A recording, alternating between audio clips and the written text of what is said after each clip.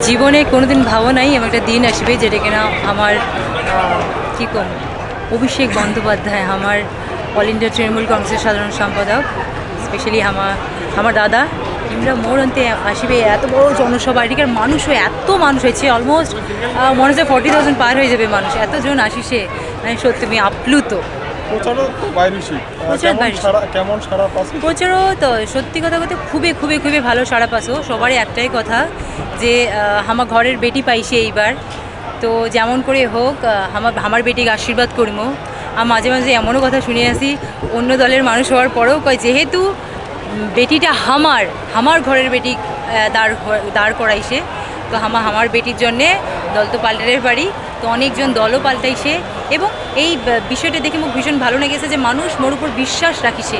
মানে এখন অবধি মুই কিছু করো নাইও বা স্টিল মানুষগুলো এখন থেকে বিশ্বাস রাখিছে তো মুই আগামীতে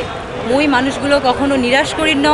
মুই যেহেতু এটা কিনা দাঁড়াইছো মুখ যেহেতু আমার মাননীয় মুখ্যমন্ত্রী মমতা বন্দ্যোপাধ্যায় এবং আমার অল ইন্ডিয়া তৃণমূল কংগ্রেসের সাধারণ সম্পাদক অভিষেক বন্দ্যোপাধ্যায় এমরা দুজনে যে দায়িত্বটা দিছে সেই দায়িত্বটা একদম ফুলফিল করি ভালো করে